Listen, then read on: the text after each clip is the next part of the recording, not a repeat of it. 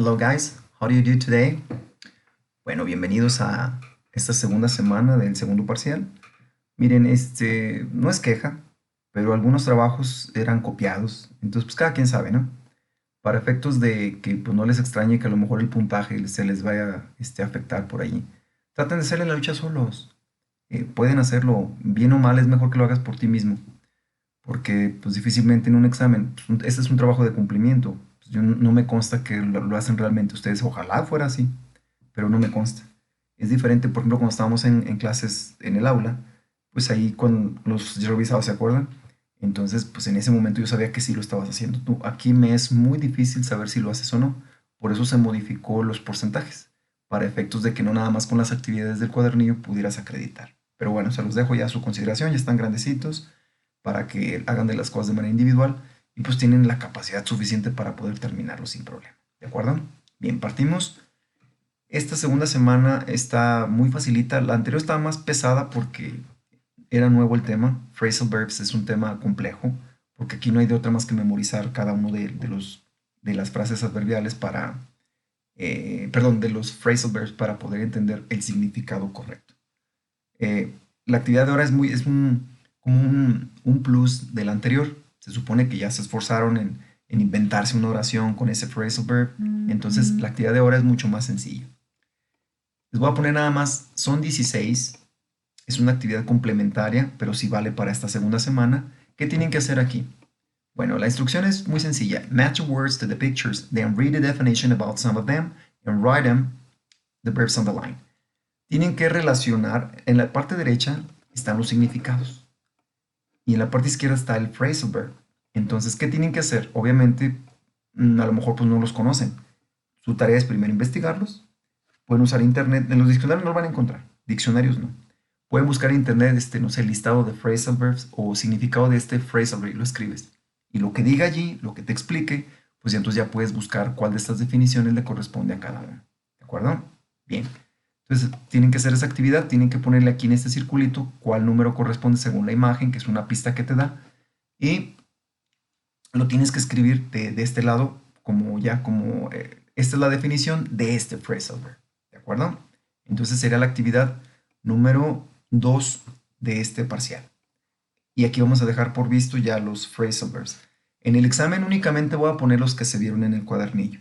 Si es importante que los estudien. No, sería como inconsciente o mal de mi parte ponerles unos que no expliqué, pues sería ilógico. Entonces en el examen de conocimientos vienen o estos de aquí o los que explicamos la clase anterior que ustedes tienen en el cuadernillo. Cualquiera de estos puede venir. Entonces son los que tienen que estudiar. Nada más. Te lo puedo poner dentro de una frase o que me digas qué significa. Es de opción múltiple, en algunos pudiera ser utilizando alguna imagen, pero no nos vamos a salir de estos, ¿de acuerdo?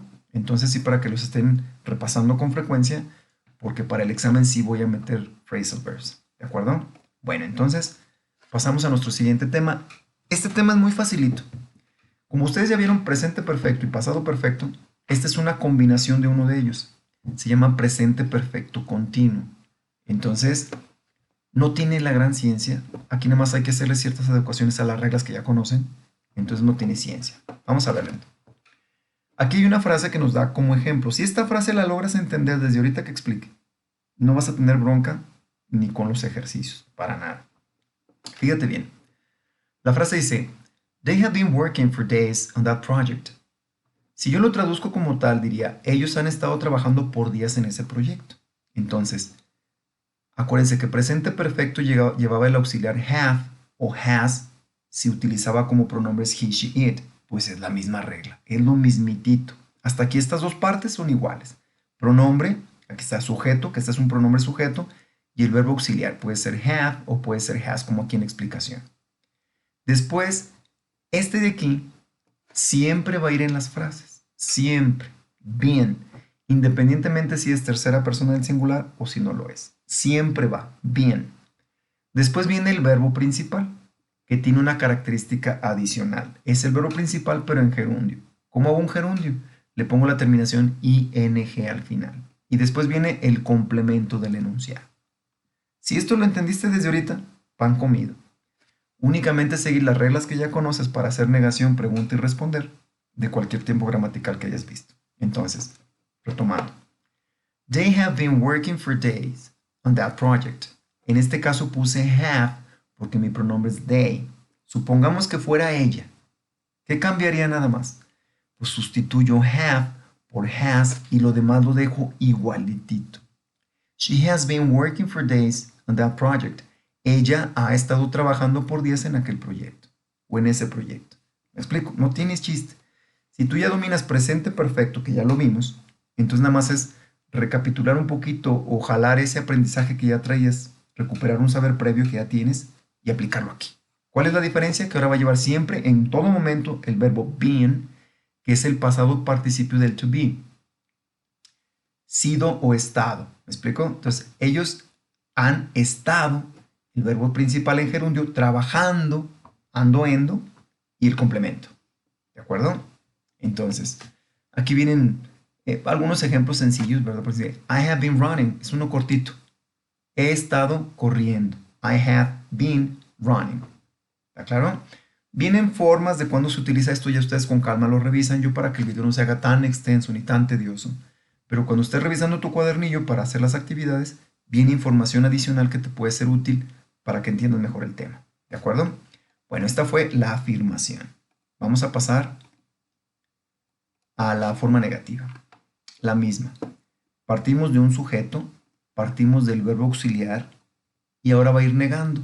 Aquí lo tiene a manera de contracción.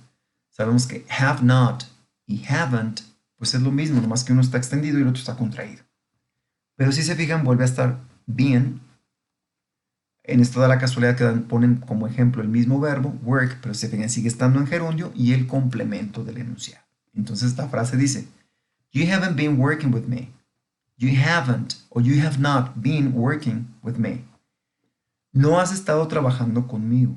Entonces, pusimos have en negación, pero pusimos have porque el pronombre es you. I, we, you, they utilizan have. He, she, it utilizan has. ¿Cómo digo? Él no ha estado trabajando conmigo. Entonces, ¿qué sustituyo? Pues en vez de ser have, pongo has. Y sigo negando. Entonces sería has not o hasn't. ¿Me explicó? Entonces, he has not been working with me. Él no ha estado trabajando conmigo. No tiene la mayor complicación. Lo que va a cambiar aquí, dependiendo del pronombre, es el verbo auxiliar. El been va siempre y aquí el verbo principal, bueno, en este caso da la casualidad que se repite el mismo que acá arriba, pero aquí el que te pongan lo vas a poner nada más en gerundio y luego después el complemento. ¿De acuerdo? Bueno, esto es la explicación para la negación. Pasamos a la pregunta. Pues esto es muy sencillito.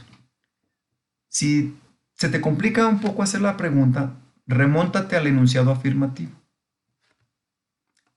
Este ya lo entendiste correctamente. Este es el orden del enunciado afirmativo. Ok. Generalmente cuando explico en clase en un pizarrón, yo les pongo aquí una flechita que digo, este lo vas a mandar al principio y al final le ponemos un signo de interrogación. Ese es como haces la pregunta. El verbo auxiliar que estás utilizando para este pronombre lo mandas al principio de la frase y al final le pones un signo de interrogación. Si lo entiendes de esta manera como lo acabo de decir, es una manera de ya que te quede claro. La otra es irte directamente a cómo está la formulita. Dices, bueno, la regla dice así. Primero tiene que ir el verbo auxiliar. Ok, ¿de quién? Pues del pronombre que tienes enseguida. Entonces, pones este acá. Have. El pronombre, si te fijas, sigue siendo been. El verbo lo están manejando igual porque es una forma de explicar. Work, pero en gerundio, working. On this project, porque es pregunta. Have you been working on this project? ¿Has estado trabajando en este proyecto? Entonces, si te fijas, el orden es igual que el afirmativo, pero cambió de lugar nada más el have. En vez de estar aquí, lo mandaron al principio. Y obviamente pusieron el signo de interrogación que se llama question mark al final para identificar qué es pregunta. ¿De acuerdo? Si aquí, por ejemplo, lo quisieras cambiar a el pronombre en vez de you, que fuera, por ejemplo, he, que tú dijeras, ¿ha él estado trabajando en el proyecto? Entonces no sería, has he been working in this project?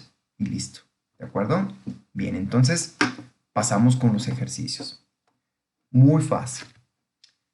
Tienes aquí, ¿quién es este pronombre? I, primera persona del singular. ¿Cuál de los dos auxiliares le pongo? Have o has. have. Perfecto. ¿Por qué? Porque no es tercera persona del singular.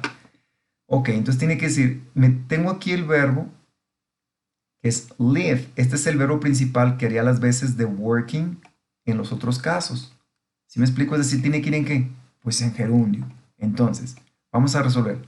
Está afirmando, ¿verdad? No hay un signo de interrogación, no me indica que tengo que negar, está afirmando. Entonces tengo que poner I. Como está afirmando, me remonto al ejemplo de la afirmación. Aquí no va a ser they, tengo I, pero este sí lo tengo. I, we, you, they utilizan el mismo, entonces pongo have been acá abajo en el ejemplo. I have been y el verbo tiene que ir en gerundio. Entonces tendría que ser living. Quito la E y le pongo ing. Entonces diría, I have been living in Spain for 3 years now. He estado viviendo en España por 3 años ahora. ¿Me explicó? Entonces, esa es la forma de cómo resolver. Aquí te fijas, es pregunta, pues te remontas a cómo está la explicación de cómo hacer la pregunta y así sucesivamente. La línea que viene abajo es para que lo hagas español y yo darme cuenta que realmente lo estás traduciendo en presente perfecto continuo. Que te quedó claro cómo hacer la gramática en inglés, pero que al momento de traducir sepas qué dice. Porque eso te lo puedes topar en un texto, que es lo que voy a encargar en la última semana. Entonces sí es importante que trabajes este tema porque se repite allí en el texto. ¿De acuerdo? Bueno, esta sería una actividad muy simple, muy facilita porque ya lo saben, presente perfecto ya lo vieron, nomás lo que se le está agregando es presente perfecto continuo, ya explicamos cuál es la variante. Y hasta aquí sería la única actividad de esta segunda semana. La de la tercera semana es un documento que traté de subir a la plataforma, pero como ahorita está en mantenimiento no lo van a poder ver. Si sigue con problemas la plataforma, no hay problema. Se los hago llegar a través de su jefe de grupo y les explico con un audio en el grupo de WhatsApp que la jefa de grupo o el jefe de grupo se los reenvía a ustedes y ahí viene la explicación, muy sencillita. Es una actividad de un texto que tienen que analizar y tienen que contestar por ahí unas preguntillas, pero eso es para la otra semana. Hasta aquí llegaremos con la actividad de esta segunda semana. Okay, class? So, good luck and see you around. If you have a question, let me know. Text me by WhatsApp or call me. Okay? See you around.